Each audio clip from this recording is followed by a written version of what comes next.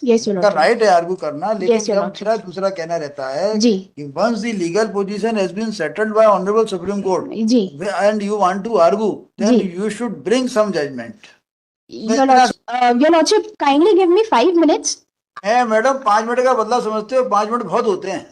Your lordship, आप कह रहे तो kindly give me 5 minutes, I will give you 15 minutes, but you show me any judgment as against 25 judgments of honourable Supreme Court. WP में fresh order क्यों नहीं लेते? आप क्लाइंट को इतना दुखी क्यों करते हो? यहाँ आप डाल रखे your lordship, it was they took an undertaking. They were agreed that yes, we are withdrawing this particular order and we will consider his case.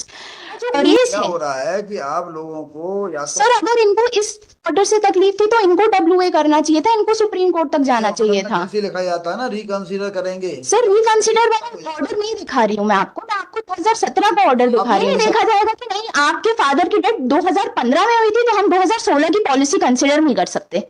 Sir, consider as per policy dated 31/8/2016 the whole contention that they are placing here that this policy is not applicable on me. But then it is particularly said कि अगर कोई order pass हुआ है तो हम similar relief कैसे claim कर सकते हैं, क्योंकि ये तो सिमिलर डिसीजन पे 2-3 ऑर्डर्स पास कर चुके हैं कि हमारे ऊपर 2016 की एप्लीकेबल नहीं है। योर लॉर्डशिप, इन्होंने रिव्यू भी फाइल करी थी, रिव्यू भी खारिज हुई, उसके बाद ये subsequent your lordship, I don't want to withdraw this petition. Yes, अरे विथड्रॉ कर लीजिए ना इसको। योर लॉर्डशिप, मैं आर्ग्यू कर देती हूँ मेरिट्स पे। मैडम क्या आर्ग्यू करेंगी आप इसमें? सर, मेरे कंटेंशंस बस एक बार आप सुन लीजिए। I will not take more than 5 minutes, your lordship. आप ऐसा देखिए, मैं कभी रिस्ट्रिक्ट नहीं करता किसी को। यस योर उनका लॉर्डशिप। राइट है आर्ग्यू करना, लेकिन Yes, your जब lordship. मेरा दूसरा कहना रहता है जी कि once the legal position has been settled by honourable Supreme Court जी and you want to argue, then जी. You should bring some judgment. Your ऐसा लॉर्डशिप। कहना है। Your आर्गुमेंट के लिए वो रोक थोड़ी है। यदि कोई जी. कोर्ट आपके आर्गुमेंट को रोक लगाती है तो गलत जी. करती है। जी मैं नहीं लगा रहा रोक, जी लेकिन मैं आपसे कह रहा हूँ जी कि ये जो जजमेंट है, जी ये जो रिकंसीडर वाला, जी रिकंसीडर करके इन्होंने ऑर्डर कर दिया, जी. रॉन्ग और राइट। जी We cannot see that order जी. and we cannot say कि साहब this ji. order is wrong. You are ji. required to challenge that order by filing ji. appropriate proceeding or ji. petition. ये मेरा कहना है। And Sir, this is my submission, my contention is supported by 25 Supreme Court judgments. Your lordship, I do हाँ, मुझे agree. एक बता दो। जी your lordship. कहाँ है बताओ? योर लॉर्डशिप, मैं आपको मैडम, जजमेंट्स बता दूंगी, लेकिन योर लॉर्डशिप नहीं पहले बताओ। विद रिगार्ड्स टू योर अरे लॉर्डशिप, तो फिर गया आपका case. Your lordship, kindly give me 5 minutes. है मैडम, 5 मिनट का बदला समझते हो? 5 मिनट बहुत होते हैं। योर लॉर्डशिप, आप कह रहे तो kindly give me 5 minutes, I will give you 15 minutes, but you show me any judgment as against 25 judgments of honourable Supreme Court. Your lordship, आप इनका एक बार रिप्लाई देख लीजिए, Reply नहीं बिकॉज देख- जो ये रिप्लाई में लिख रहे हैं क्या? और अपने कंप्लाइंस में लिख क्या रहे लिख रहे हैं कि ये जो हम लोग ने सर कंपैशनेट अपॉइंटमेंट का केस था, हमने सबसे पहले डब्ल्यूपी फाइल करी थी 2017 में। सर, उसका ऑर्डर मैं अभी आपको दिखाऊंगी and I will also read that order. उसके बाद सर इन्होंने हमें वो नहीं दिया, उस ऑर्डर का कंप्लायंस नहीं किया, हमने रिप्रेजेंटेशन प्रेफर करी, फिर हम एक डब्ल्यूपी लेके आए जिसके अगेंस्ट में अभी हमने फिलहाल में ये कंटेम्प्ट लगाई हुई है जो आज हियरिंग पे है। सर, इसका जो इन्होंने रिप्लाई दिया है सर, वो एक बारी देख लीजिए आप, पेज नंबर 3 पे। सर, इनके क्या कंटेंशंस है वो देख लीजिए, पैराग्राफ नंबर 5 सर यहाँ पर रीड कर रही हूँ। स्लाइड में डब्ल्यूपी में फ्रेश ऑर्डर क्यों नहीं लेते? आप क्लाइंट को इतना दुखी क्यों करते हो? यहाँ आप डाल रखे। Your lordship, it was they took an undertaking. They were agreed that yes, we are withdrawing this particular order and we will consider his case. Earlier when WP of madam, 70 इतना सब अच्छा केस होता है तो आपको एक line लिखाना चाहिए, petitioner is entitled your for lord, the compassionate appointment and he deserves to be reconsidered. Your ये lord- फाइंडिंग आ जानी चाहिए। your lord, कोर्ट की फाइंडिंग आती नहीं, आप लोग यहाँ बहस करते हो कंटेम्प्ट। सर मेरा यदि लीगल पोजीशन देखी हो सुप्रीम कोर्ट की तो आप शायद मेरी बात से सहमत हो जाएंगे। सर, मेरा सिर्फ एक निवेदन है सर आपसे। सर, ये जो डब्ल्यूपी में ऑर्डर हुआ था 2017 में, सर एक बार वो देख लीजिए सर। क्योंकि सर यहाँ पर स्पेसिफिकली कोर्ट के डायरेक्शन है कि हमारा जो केस क्या है, हो रहा है कि आप लोगों को या तो सर अगर इनको इस ऑर्डर से तकलीफ थी तो इनको WA करना चाहिए था, इनको सुप्रीम कोर्ट तक जाना चाहिए था। जैसे लिखा जाता है ना, रिकंसीडर करेंगे। सर रिकंसिडर वाला ऑर्डर नहीं दिखा रही हूँ मैं आपको 2017 का ऑर्डर दिखा रही हूँ सर। हमारे पास तो 2021 के ऑर्डर की खड़ी है ना आप। सर लेकिन जो पहले फर्स्ट हमने इनिशिएट किया था लिटिगेशन, वहां पर 2017 वाला इसमें रिप्रोड्यूस किया हुआ है। यस योर इसमें लॉर्डशिप, लिखा था on due consideration of the afforded I am of the view that the case of petitioner for complaint of note is liable to be considered on the basis of subsequent policy dated 31/8/16। Yes your lordship, ना आप, yes your lordship. यही होता रहेगा जब तक ये सब चीजें होती रहेंगी ना, तब तक यही होता रहेगा। But your lordship should take into consideration that कि यहाँ पर 4 बेंच का जजमेंट कंसीडर किया गया था। The high court can not से कि साहब ही और शी इज एंटाइटल्ड। ऐसा कौन सा लॉ है जिसमें हाई कोर्ट ये भी नहीं लिख सकता? After examining the case, after examining the policy, क्या हाई कोर्ट ये नहीं लिख सकता कि यू आर एंटाइटल्ड? सर और मैं नहीं लिख सकता तो फिर इनके पास सर अधिकार। मेरा वो निवेदन है सर, हमारा केस इनको इस पॉलिसी के 5 मिनट हो गए, 3 बजे शुरू सर किया। मेरा बस 2 मिनट का सबमिशन है sir. Consider the case of the applicant as per policy dated 31/8/2016। Sir ये कहते हैं कि हमारा जो केस है वो इस पॉलिसी में फॉल ही नहीं करता, तो मतलब इन्होंने हमें तो कंपैशनेट अपॉइंटमेंट उस पॉलिसी के अंडर कंसिडर नहीं कर रहे हैं। सर कंसिडरेशन 2016 की पॉलिसी के अकॉर्डिंग ये होगा कि मेरी क्वालिफिकेशन क्या है, मैं किस पोस्ट के लिए कंपैशनेट अपॉइंटमेंट मुझे मिल सकता है, क्या मेरी एज जो है वो 35 है कि 30 है कि 40 है, कि क्या एक्सेप्शंस मुझे दिए जा सकते हैं कि नहीं दिए जा सकते, ये देखा जाएगा 2016 की पॉलिसी में। ये नहीं देखा जाएगा कि नहीं आपके फादर की डेथ 2015 में हुई थी तो हम 2016 की पॉलिसी कंसिडर नहीं कर सकते। Sir consider as per policy dated 31/8/2016 the whole contention that they are placing here that this policy is not applicable on me। जब मेरा एक इश्यू डिसाइड हो गया कि आपको मेरा कंपैशनेट अपॉइंटमेंट का केस इस पॉलिसी के अकॉर्डिंग कंसिडर करना है, then how come you can say that I do not fall into the consideration of the set policy? मतलब आपने कंसिडर ही नहीं किया। ये कह रहे हैं क्योंकि हमारे फादर की डेथ 2015 में हुई है, this particular policy is not applicable on us because the same has a prospective effect और not retrospective effect.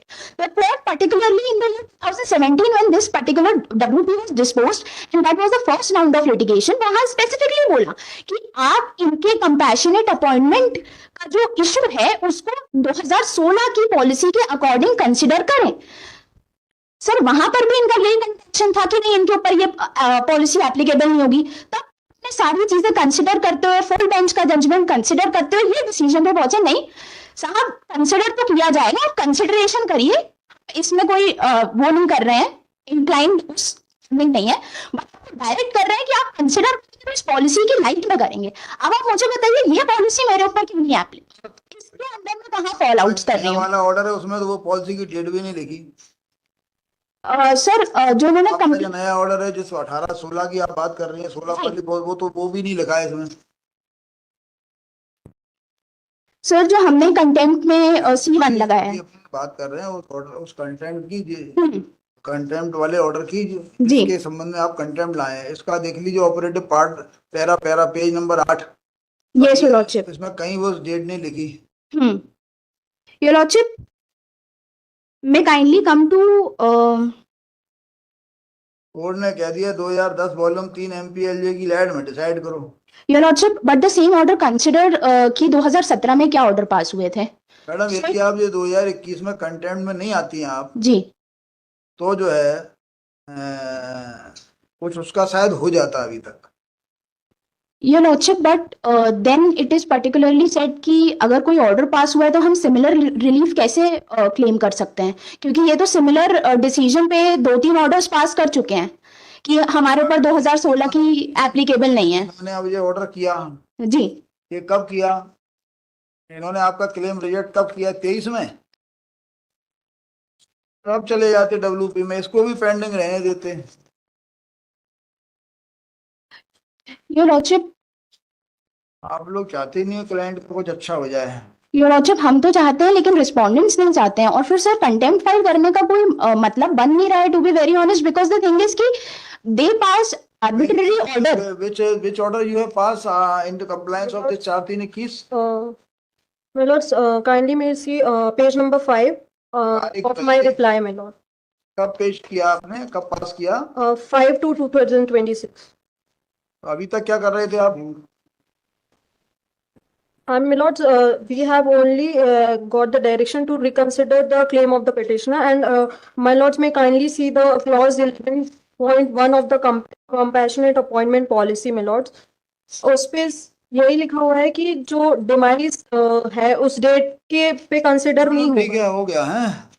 Supreme Court your lordship जो क्लॉज ये बता रही है वो पुरानी पॉलिसी का है, पुरानी पॉलिसी में तो कंसिडर ही नहीं करना है मेरा claim. This is what my contention is. Want to withdraw ना? Your lordship, you want to withdraw और नॉट? योर लॉर्डशिप इन्होंने रिव्यू भी फाइल करी थी, रिव्यू भी खारिज हुई, उसके बाद आपने ये सब्सिक्वेंट और not? Your lordship I don't want to withdraw this petition, it may be been preferred, this content petition has been preferred alleging willful disobedience of order dated 4/3/2021 passed by this court in WP 19/952/2018. A relevant part of the order is reproduced as under.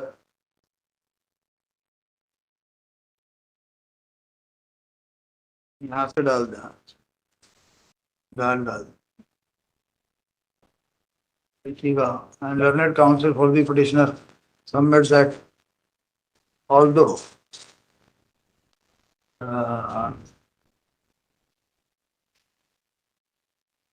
recently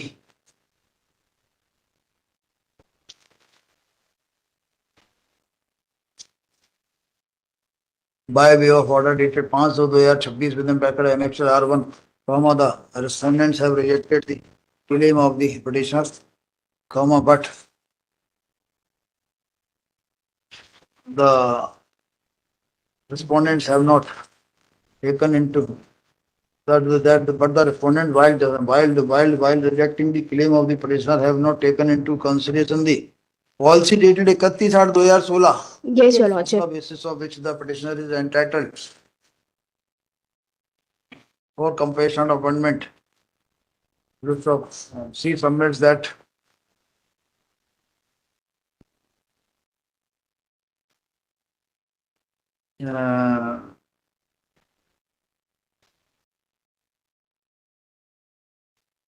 as she submits that as such the respondents have willfully disobeyed the order passed by this court and they deserve to be punished appropriately. Her learned counsel for the respondents submits that since the respondents have already rejected the claim of the petitioner, therefore there is no willful disobedience on their part. Her learned counsel for the parties and peruse the record should be given in view of the aforementioned direction issued by this court on 4/3/2021 and further in the light of the order passed by the respondents on 5/2/2026, although with delay, this court does not find any case of willful disobedience. Resultantly, this content petition is dismissed.